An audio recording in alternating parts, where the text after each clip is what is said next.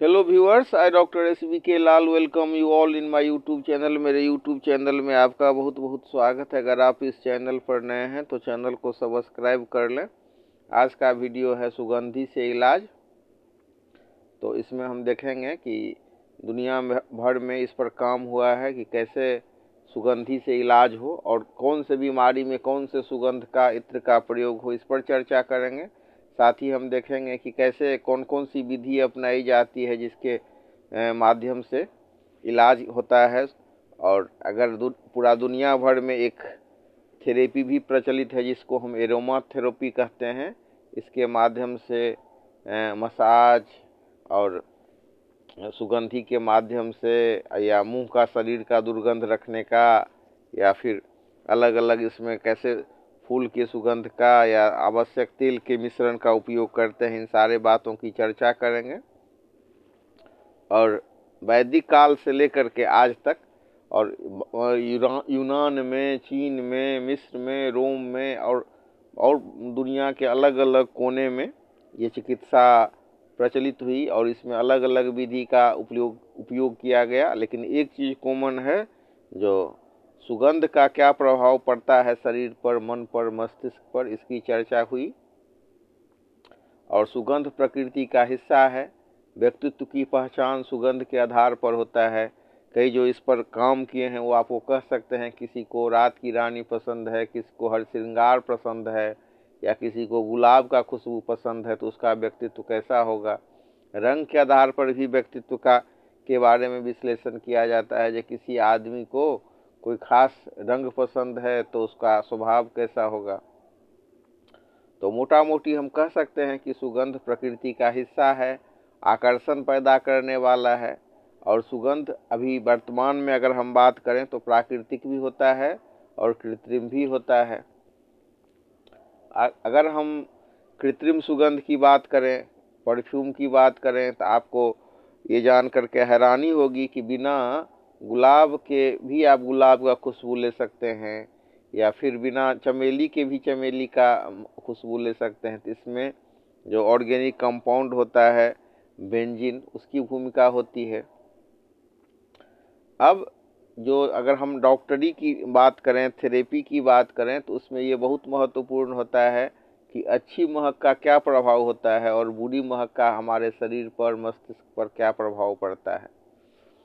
साथ ही ऐसा कहा जाता है कि आप बहुत ही अच्छे परिधान में हों, बहुत अच्छा सूट बूट लगा लिए हों, बहुत अच्छी साड़ी में हों, लेकिन अगर उसमें से दुर्गंध आ रहा हो आपके परिधान से और आपके वस्त्र से, तो कोई भी आपके नज़दीक बैठना नहीं चाहेगा। तो साफ सुथरा भी चाहिए और सुगंध भी चाहिए।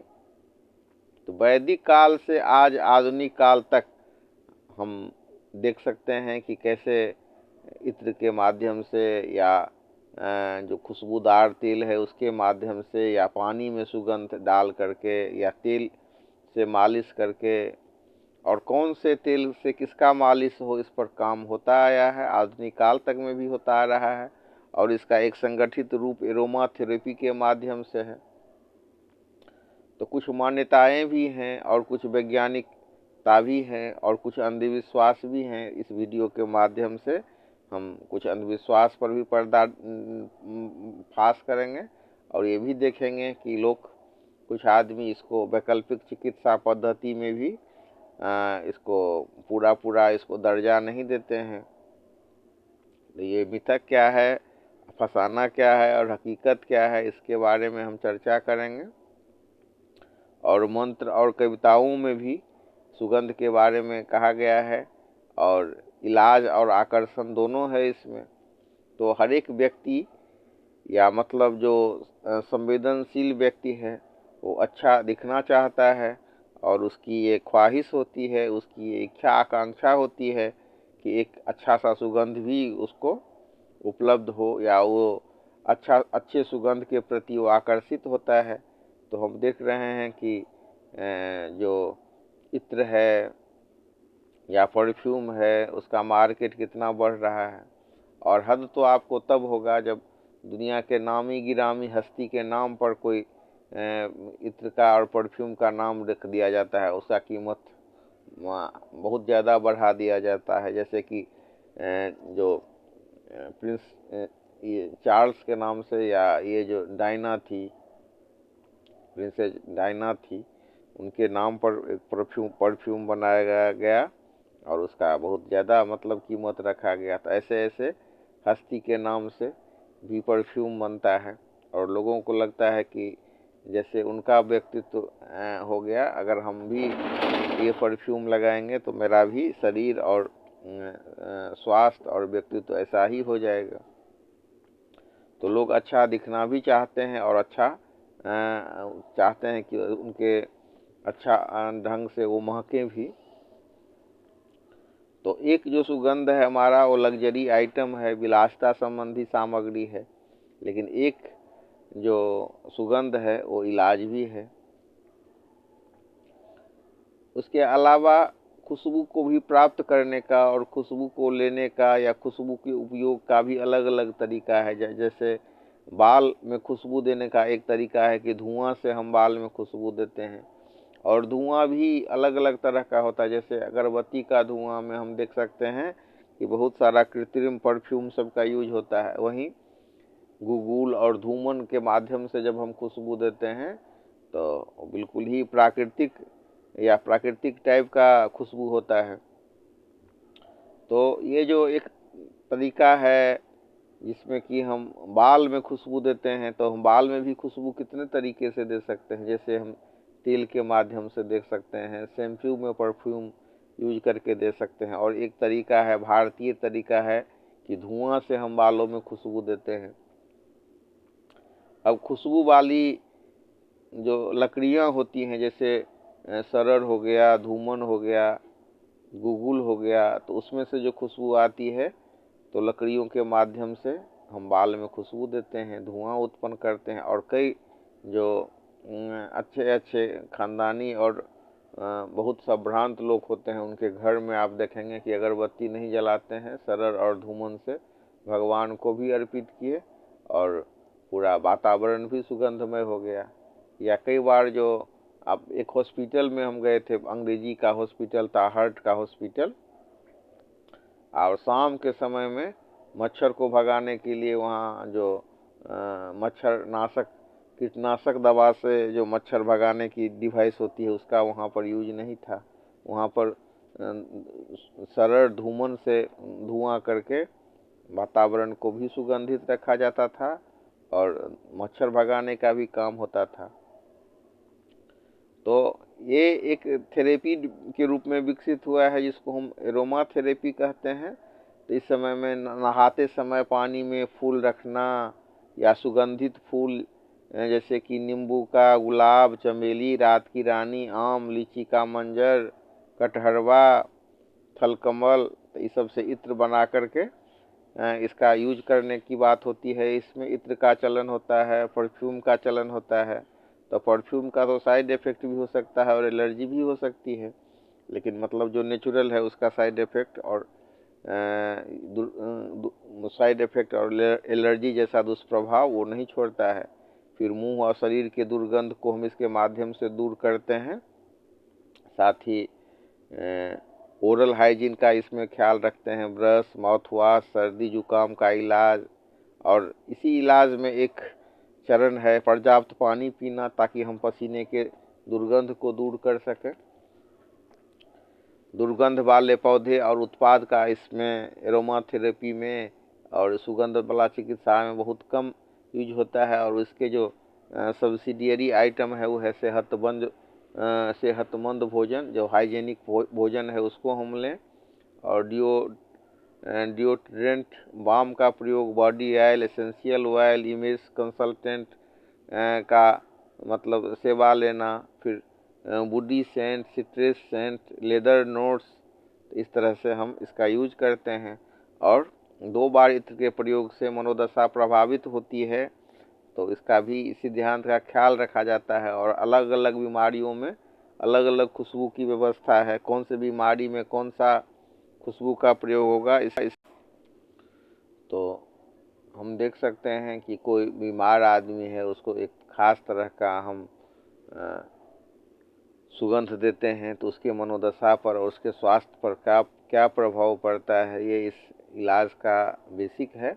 और अलग अलग बीमारियों में अलग अलग तरह का हम खुशबू देते हैं, तो कौन से बीमारी में हम कौन सा खुशबू देंगे इसका भी अलग अलग तरीका है। जैसे अगर हम आयुर्वेद में सुगंधी के चयन की बात करें तो आयुर्वेद में ये आधार होता है, क्योंकि कफ पित्त और वायु, क्योंकि आयुर्वेद मानता ही है कि दुनिया में जितनी भी बीमारियां हैं वो कफ पित्त और वायु के आधार पर होता है। तो अब इसी से जब हम खुशबू से इलाज की बात करते हैं तो उसमें आता है एक थेरेपी डेवलप हुआ है, एरोमा थेरेपी। इस पर वेस्टर्न में भी बहुत काम हुआ है। तो सुगंध चिकित्सा के लिए पौधों के सामग्रियों और सुगंधित पौधों के तेलों का ये उपयोग करती है एरोमा थेरेपी। फिर इसमें आवश्यक तेल और मनोवैज्ञानिक या शारीरिक कल्याण में सुधार के लिए अन्य सुगंध वाला यौगिक सब शामिल होता है, जिसमें कि काफ़ी अच्छा गंध हो। और ये वैकल्पिक चिकित्सा है, इसमें आवश्यक तेलों का मिश्रण होता है, फिर मालिश होती है, या फिर सुगंधी के लिए भी हम देते हैं। इन्हेलेशन में पानी विसर्जन के माध्यम से करते हैं। और सुगंध का उपयोग चिकित्सा, अध्यात्म, स्वच्छता या अनुष्ठान के रूप में भी होता है। और ये भारत ही में नहीं, भारत, चीन, मिस्र, यूनान और रोम में भी होता है। उपचार में, भोजन में स्वाद और प्रसाधन में इत्र और दवा का प्रयोग होता है। खुशबू का प्रयोग उपचार में, भोजन में, स्वाद में और प्रसाधन में होता है, इत्र और दवा के रूप में होता है। अब हम बात कर रहे हैं कि एरोमा थेरेपी की शुरुआत कैसे हुई। तो अगर हम साइंटिफिकली कहें या आधुनिक युग की बात करें, इसमें लेस हुइल्स एलियंटेलियस नाम के थे वैज्ञानिक, और दूसरा थे। तो ऐसा नहीं है कि भारत ही में इस पर काम हुआ है सुगंधी चिकित्सा के बारे में। वर्तमान में हम एरोमा थेरेपी में देखेंगे तो इसमें एक वैज्ञानिक हुए लेस हुइल्स एलियंटियल्स, और दूसरा हार्मोन वेजिटल्स रेने। इसमें हम मेरिन गेटफॉस नाम के एक रसायनज्ञ हुए जिनका इस पर काम हुआ है। और एक वैज्ञानिक हुए फ्रांस के गेटेफॉस। तो हाथ जला करके उन्होंने दिखाया कि लेवेंडर तेल से इलाज किया जा सकता है। इसके अलावा जीन बेलनेट थे एक फ्रेंच सर्जन, वो तेल का औषधीय उपयोग करते थे द्वितीय विश्व युद्ध में घायल सैनिकों के इलाज के लिए एंटीसेप्टिक रूप में। और एरोमा थेरेपी में भी मालिश, स्नान, संपीड़न, सुगंध लेप, पतला तेल, नीलगिरी तेल, गुलाब और नींबू बाम का यूज़ बहुत खूबसूरती से होता है। लेकिन इसके बारे में कहा जाता है, कुछ आदमी ये भी आरोप लगाते हैं ये छद्म इलाज है, धोखाधड़ी है, और अच्छा चिकित्सीय साक्ष्य नहीं उपलब्ध होने की बात करते हैं, और प्रभावशीलता का भी कोई स्पष्ट सबूत नहीं होने की बात करते हैं। और ऐसा भी कहते हैं कि मस्तिष्क पर सुगंध का क्या प्रभाव हो इसके बारे में भी, या मतलब गर्भवती स्तनपान कराने वाली महिलाओं में इससे एलर्जी भी हो सकती है, ऐसी बात करते हैं। लेकिन अगर हम भारतीय कंटेक्स्ट में बात करें तो हम क्लियर देख सकते हैं कि साइनस जैसे बीमारी में सरसों तेल सब सुकड़ने के लिए दिया जाता है, और सुरखने से काफ़ी हद तक साइनस जैसा बीमारी से भी ठीक होता है। और कई बार जो सर दर्द इस सब में तेल सब के मालिश की बात होती है, और उससे काफ़ी लोग लाभान्वित होते हैं, तो फ़ायदा होता है। इस तरह की बातें